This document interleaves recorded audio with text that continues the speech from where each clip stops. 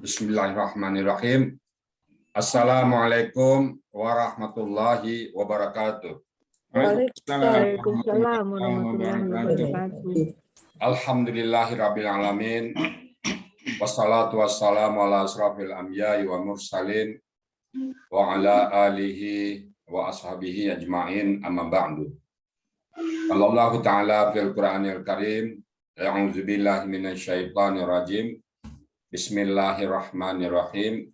Inna nahnu nazzalna dzikra wa inna lahu lahafizun. Qala Nabi sallallahu alaihi wasallam, Iqra'ul Qur'an fa innahu ya'ti yaumal qiyamah syafi'an li ashabi. Sadaqallahul azim wa sadaqan nabiyul karim wa nahnu ala zalika minasyahidin wa syakirin walhamdulillahirabbil alamin. Pertama-tama dan utama sekali, selalu kita bersyukur pada Allah, bersyukur dengan ucapan alhamdulillahirabbil alamin atas segala karunia dan nikmat anugerah Allah kepada kita yang tidak bisa kita menghitungnya. Karena kita hitung satu, datang 10. Kita hitungnya satu, belum selesai, sudah datang yang baru lagi. Banyak Allah. Kita menikmati nikmatnya Allah 24 jam. Kita tidak bisa hidup tanpa nikmat Allah. Maka kita perlu bersyukur pada Allah. Alhamdulillahirabbil alamin.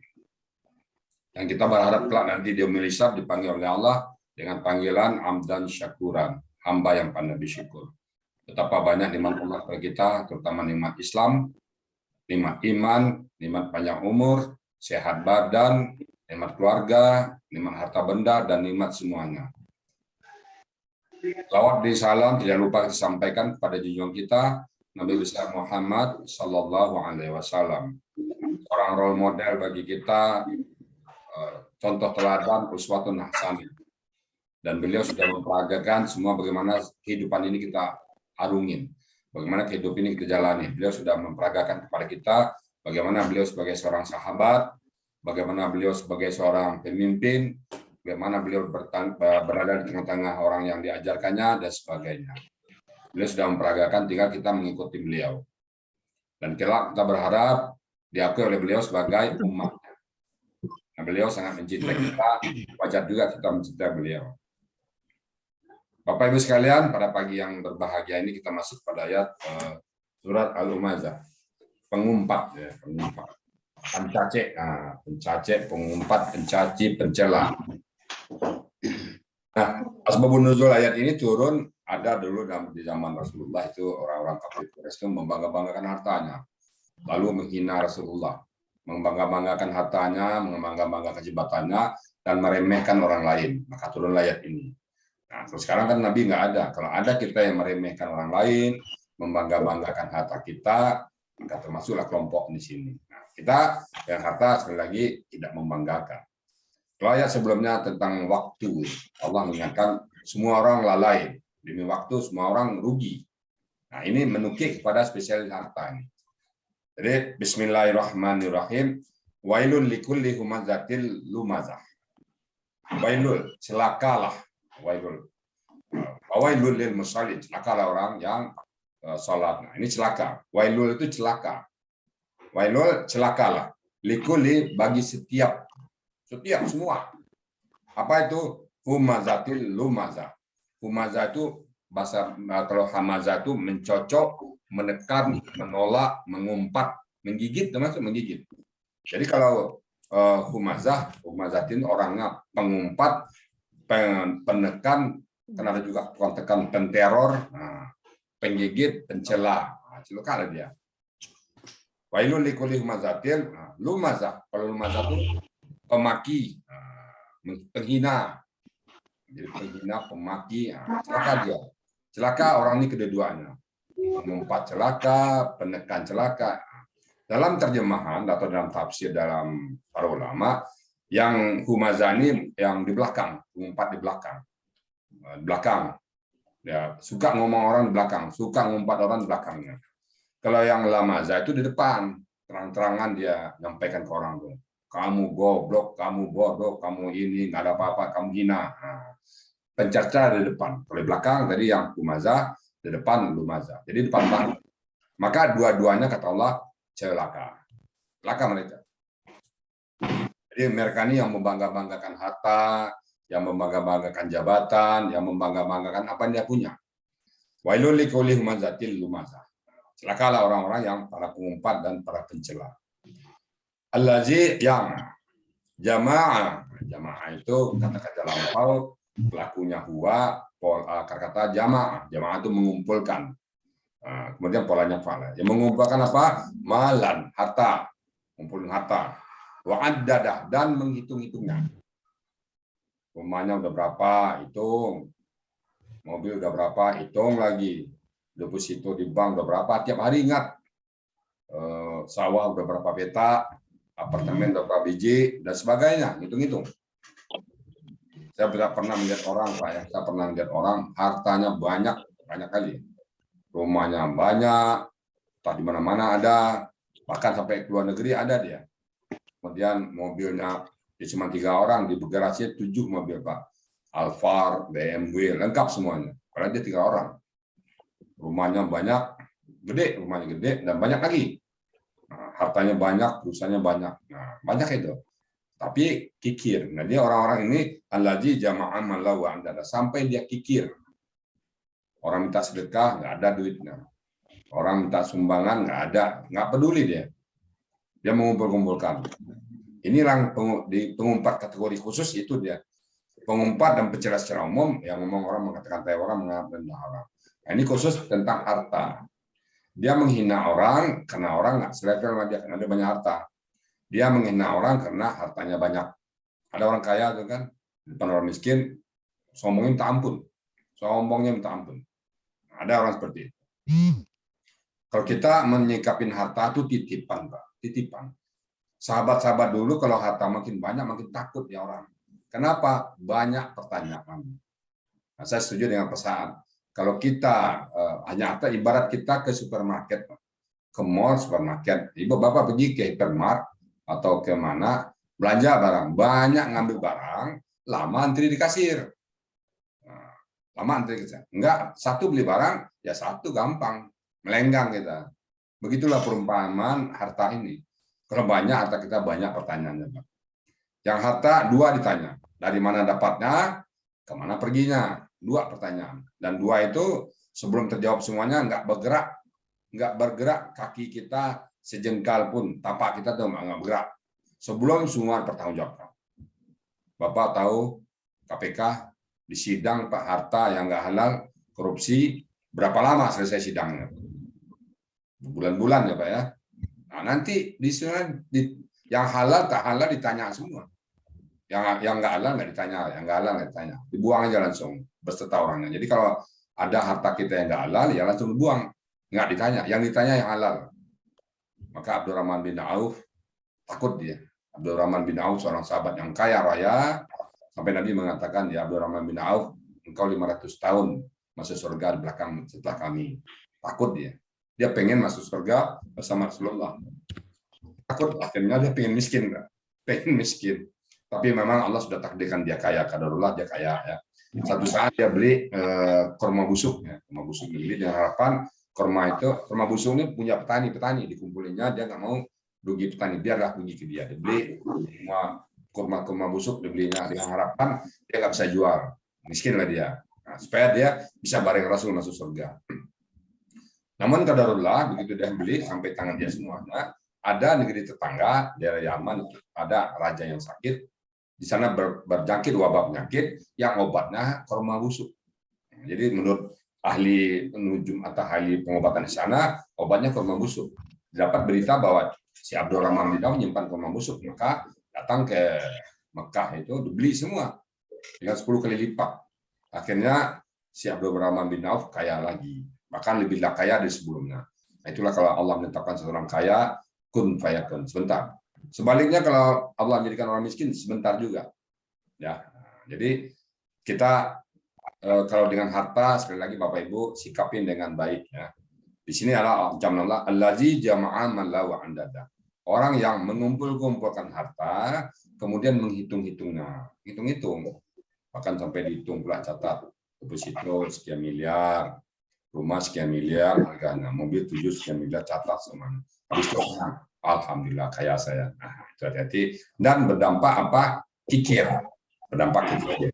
Datang keluarga, nggak ada duit, dimarah-marahin. Dikasih juga, dimarahin dulu. Orang lain dikasih juga. Nah, Al-Lazi jama'an malawa andada. Orang yang mengumpulkan harta serta menghitung-hitungnya. Ya sabu, dia menyangka. Sahabat itu menyangka, mengira. Ya sabu, kakak sade, pelaku huwa. Siapa huwa? Orang tadi. Akar katanya apa? Hasiba. Polanya fa'ala. Ya sabu, dia menyangka anna bahwasanya malahu hartanya itu akhlada, mengekalkan dia. Akhlada itu KKL, pelakunya huwa, akar katanya khalada, pola af'ala.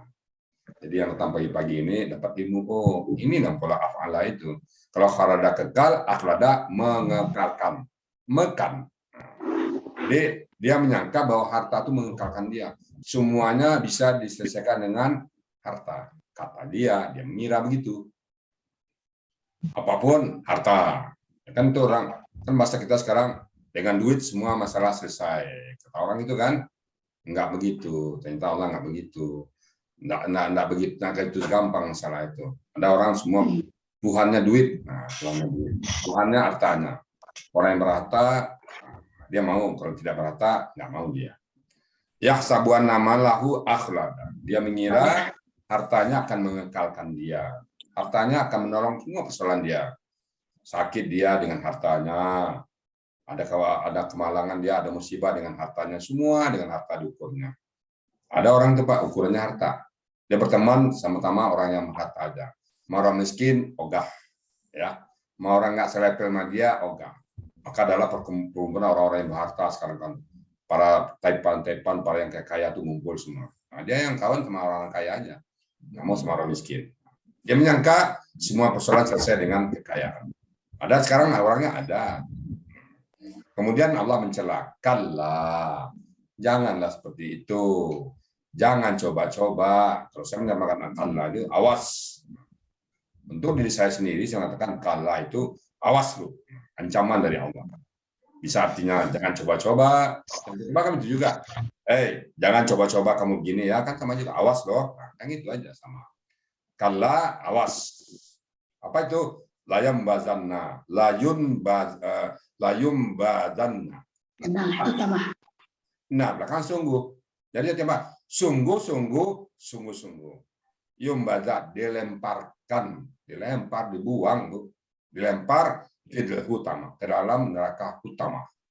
Lempar Pak orang-orang seperti ini. Ini bukan kata saya, kata Allah. Dilempar, nabazatu melempar, kalau yum badat itu pasif, dia lempar dia ke fil utama, ke utama. Utama itu kata-kata hatama penghancur. Itu nama neraka, Pak. Penghancur, Pak. Jadi di bulldozer. Kalau bahasa saya itu di bulldozer, dikerok pakai merobohkan rumah runtuh pakai bulldozer, habis dikerok, dibuang. Seperti itulah kira-kira orang-orang yang menganggap hartanya ini membantu dia, mengekalkan dia. Supaya dia tidak tahu lagi mana yang haram, mana yang halal. Kumpulin semuanya. Nggak kenal dia haram, mau merugikan orang lain, mau kagak, nggak ada urusan dia. Penting banyak. Kata Allah, kalah, jangan. Sekali-kali jangan seperti itu. Awas kamu akan dilemparkan ke utama. Lah di situ sungguh. Nah, pasti juga sungguh-sungguh dia penekanan. Betul-betul akan dilemparkan ke utama. Kemudian wama adraka mal utama. Dan apakah engkau tahu apa utama itu? Apa utama? Apa dia tahu? Saya ini loh utama. Apa itu utama? Narullahi, api Allah yang menyala-nyala. Api Allah yang berkobar-kobar. Api yang menyala-nyala. Api yang berkobar-kobar. Api yang berkobar-kobar. Api jangankan berkobar, Bapak, ukuran api berkobar, Bapak mana kebakaran di muka bumi yang paling dahsyat? Belum seberapa, itu masih kecil itu. Itu kalau api dunia yang paling berkobar Bapak lihat dibanding api neraka, itu bagaikan api itu dengan puntung rokok. Nah, itu bandingannya. Yang ada sekarang ini di dunia ini dibanding api neraka, ini sebenarnya sebagai kayak puntung rokok. Rokok kecil, satukan rokok. percikan rokok yang Bapak lihat pernah orang merokok, lalu ada percikan apinya tuh lepas kan? Ah, itulah api dunia sekarang. Nah, bagaimana kalau api yang berkobar-kobar tuh? Nggak tahan kita. Bicara neraka, sangri. Kita nggak usah berapa tingkat neraka, kita nggak usah bahas, takut yang bahasnya. Kenapa? Yang paling ringan aja diinjak bara. Bara diinjak mendidih otak. Apalagi dicemplung ke dalamnya. Keinjak aja. Katakanlah api neraka itu baranya tuh ada di dunia ini ya. Kita injak. Ada jatuh bara api neraka itu ke dunia ini, keinjak kita. Itu otak mendidih, Pak. Gimana kalau masuk? Udah nggak bisa lagi bayangkan. Kalau bahasa kita aja kunun kok kunun. Nggak bisa. Jadi, wama adraka mahutama narullahi muqada. Api yang berkobar-kobar. Kemudian allati tata'aliu 'ala yang membakar yang sampai ke hati. Tapi bisa juga sampai ke otak. Jadi membakarnya itu enggak cuma di luar, Pak. Sampai ke hati kebakar. Jadi hati itu perwakilan, sampai semua tubuh pun kebakar. Menjalar sampai ke dalam. Kalau di dunia Pak dibakar itu cuma di luar, Pak. Kalau ini sampai ke dalam-dalam. Angus gosong sampai ke hati dan otak. Semua anggota tubuh dalam kena semua. Itulah sifat api di neraka. Kita ayat ini kita ambil satu hikmah bahwa dengan harta kita hati-hati. Dengan harta jangan pandang banyaknya doang, tapi prosesnya harus halal. Allati tata'allu 'ala al-huda. Kemudian innaha sesungguhnya pada alaihim mu'sadah, ada tutupan. Asada itu kalau saya lihat di menutup. Asada itu akar katanya asada itu mengunci ya. Jadi udahlah di kobar terkunci, Pak. Bapak Ibu ingat kita waktu kecil-kecil dulu mawuk. Pak Beni kan masih ingat nggak mawuk, Pak Beni? Bu Meli, Bunda Meli masih ingat mawuk? Masih ingat mawuk? Ah? Mawuk. Mawuk pucuk peranci, mawuk merebus ya. Mawuk kan biasanya kita habis masak nasi itu diwok kan, ditutup kan. Apa tujuan itu supaya cepat masaknya kan. Nah ini seperti itu di neraka, udah dibakar-bakar ditutup lagi. Nah coba bayangin, terkunci semuanya. Bapak Ibu kalau terkunci di neraka nggak usah bayangin betapa dasar. Ibu kekunci di lift aja, nggak usah jauh-jauh. Dikunci di lift, ini nggak bingung nggak itu? Di lift terkunci kita, panik nggak? Bapak jalan dari lantai 1 pingin ke lantai 14, di lantai 7 berhenti lift, nggak bisa dibuka. Bapak sendirian jalan, pusing, stres, kaget, takut? Pasti ya, nggak bisa nolong. Ditekan belnya nggak bunyi, semua nggak bunyi. Di lift lebih 1 hari, kira-kira. Nanti cek bagaimana kondisi tubuh orang satu lift, dikunci. Satu lift di 1 hari aja di lift. Nggak usah pakai api, Pak. Nggak usah pakai api. Apalagi pakai api. Begitu dahsyatnya, maka azab neraka itu azabun azim. Azab yang sangat dahsyat. Ini kekunci. Jadi, innaha alaihim mu'sada. Sesungguhnya padanya itu atas mereka tuh terkunci, dikunci, nggak ada jalan keluar, nggak ada pintu keluar, nggak ada sama sekali ngelihat cahaya, nggak lihat, apapun nggak lihat di dalam api kekunci. Sama dengan tadi saya bilang diuok, ditutup rapat. Dulu nenek saya Pak habis menguok tuh Pak di atas tuh taruh lagi tembok, taruh batu supaya lebih mateng. Nah, jadi kalau kita mencoba memvisualisasikan kondisi ini seperti itulah kira-kira. Jadi kita sudah masuk neraka ditutup pakai ikat yang borgol yang sangat kuat. Itu peringatan Allah. Kembali saya katakan ini adalah soal yang sudah bocor ke muka bumi. Ini akan terjadi nanti. Tergantung kita menyikapinya. Orang ujian dikasih tahu dosennya, Pak Sanmudi kan dekan ini. Mahasiswaku, besok aku tes, ini keluar. Ini soal ini, misalnya pertanian tentang padi, tentang jagung, tentang durian soalnya. Mahasiswanya baca Doraemon lagi, baca Dakor lagi. Ya marah pesannya kan. Yang dibacanya Dakor, Doraemon. Yang dites nanti kan tentang durian, tentang jagung, tentang padi. Kenapa? Ilmu pertanian. Di tes itu, baca Dakor, baca Doraemon. Ya nggak nyambung kan? Nah, begitu juga Allah. Ini kejadian nanti di Quran. Dibaca yang lain, dipakai yang lain. Ya marah Allah. Ini akan terjadi. Maka itu, ini adalah soal Allah yang sudah bocor di kita. Tinggal kita jawab aja. Kunci jawabannya ada semua kok, di depan ada jawabannya. Jawabannya apa?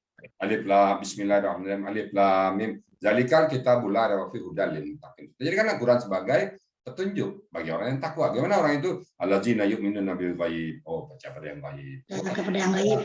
Allazina yu'minuna bil ghaib wa yuqimuna shalah. Mereka menjalankan salat Allah. Kita salat. Wa mimma razaqnahum yunfikun, dan dari apa yang kami rezekikan mereka infakkan, kita lakukan. Selesai. Itu SOP dari Allah, tak amalkan. Daripada nanti gini, innaha alaihi musada fi amadim mumaddada. Dalam itu ada amadin itu imad tiang. Maddada itu lebar panjang. Madda itu di jadi tiangnya panjang, Pak. Yang surga yang neraka itu panjang. Jadi kayak ikat kita ke tiang itu ditutup di atas. Bapak Ibu sekalian, nggak usah jauh-jauh bayangin itu, Bu. Kita keikat aja, nggak bisa bergerak-bergerak, keikat di dunia nggak bisa, Pak. Dia nggak usah diikat kita terus ini sudahlah diikat, dikunci, ditutup lagi. Maka azabun azab yang sangat orang itu berpura-pura. Ya, Ustaz, berpura-pura, Ustaz. Kita diingatkan oleh Allah. Ya, kita diingatkan oleh Allah. Bentar, ya. Kita diingatkan oleh Allah untuk supaya kita bisa menyikapi kehidupan ini dengan baik. Ingat ya, ini khusus untuk harta. Yang kemarin secara umum ya. Nah, ini khusus untuk harta. Nanti mungkin lain lagi ceritanya ya tentang kesombongan dengan jabatan. Nanti ada lagi kesombongan tentang keturunan. Ada juga yang membangga-banggakan keturunan. Saya ini kan turunan Raden, saya ini kan keturunan ini, saya ini kan keturunan ini. Bangga dengan keturunan, bangga dengan harta, bangga dengan kekuasaan, bangga semuanya. Dan semua itu adalah titipan dari Allah Subhanahu wa taala. Titipan. Tidak ada yang akan ditanya. Nah, di sini Allah katakan khusus tentang harta, jangan sampai kita seperti ini, yang hitung-hitung sampai kita kikir. Orang yang pada saatnya kita bantu, nah kita bantu. Keluarga kita, teman-teman kita, tetangga, orang-orang yang wajib yang kita bantu. Karena Bapak Ibu sekalian, ada satu waktu ada seorang sahabat, orang-orang bertanya kepada Rasulullah, ngadukan tentang keluarganya.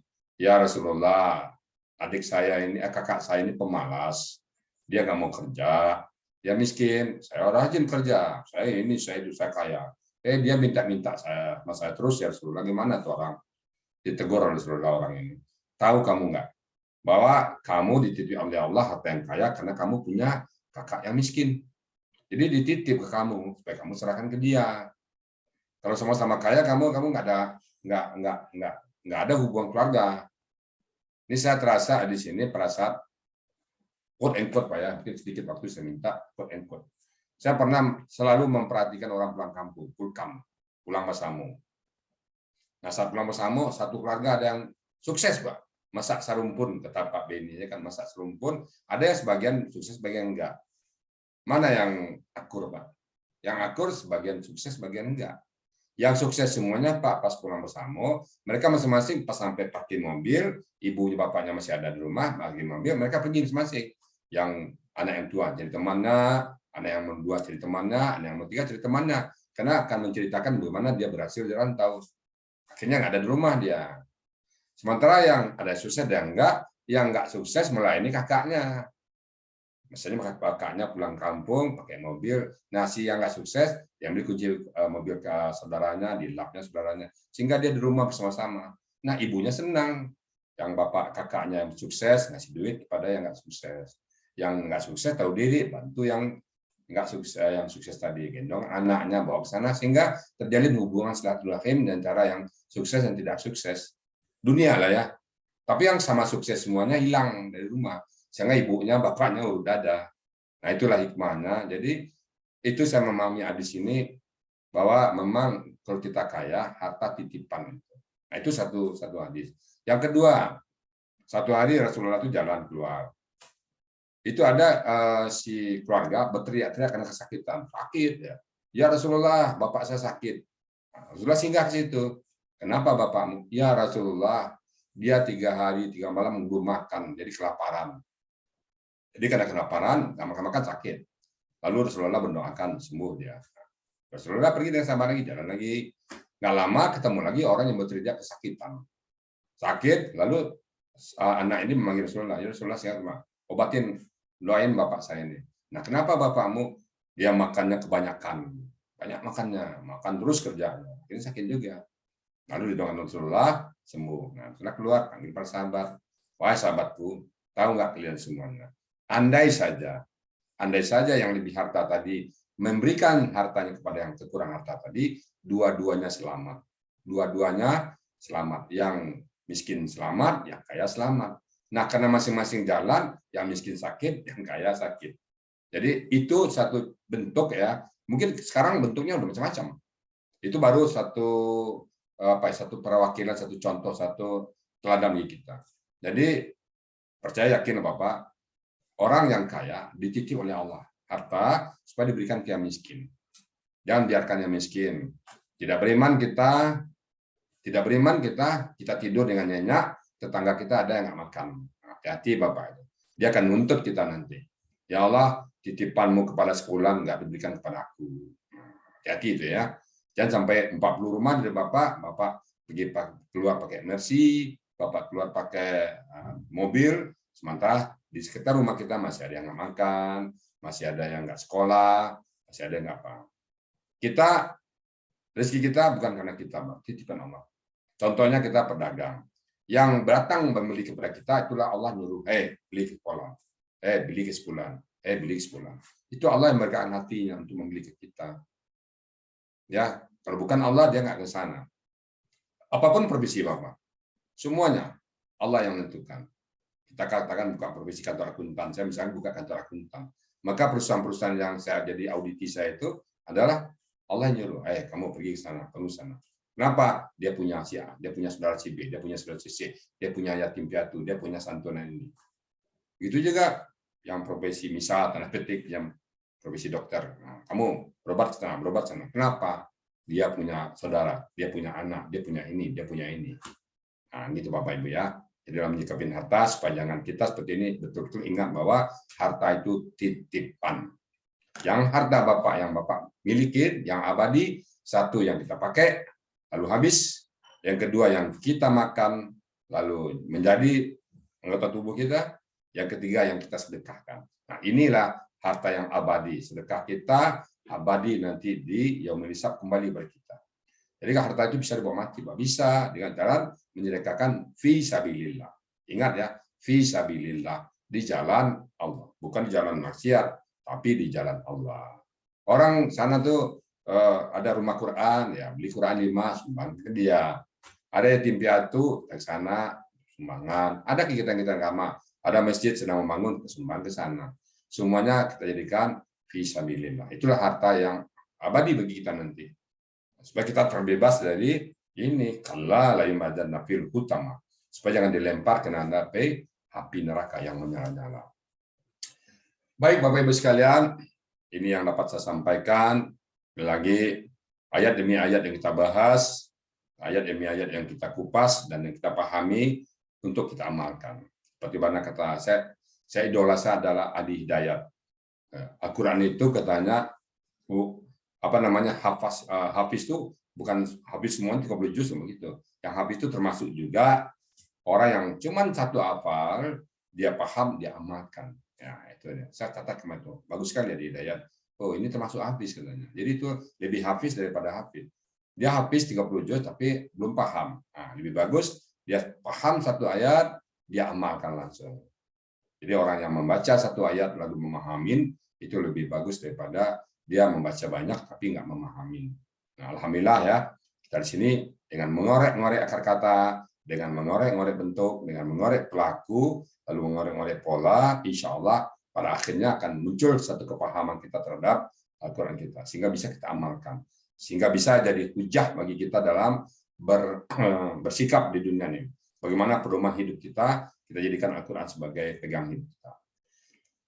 Demikian Bapak Ibu sekalian, kalau ada yang benar datang dari Allah Subhanahu wa taala, kalau ada yang salah itu semata-mata karena kebodohan saya, karena kefakiran saya dengan ilmu ini. Dan saya selalu berjanji untuk belajar dan belajar. Demikian saya sampaikan. Akhirul kalam, billahi taufiq wal hidayah. Assalamualaikum warahmatullahi wabarakatuh. Waalaikumsalam warahmatullahi wabarakatuh.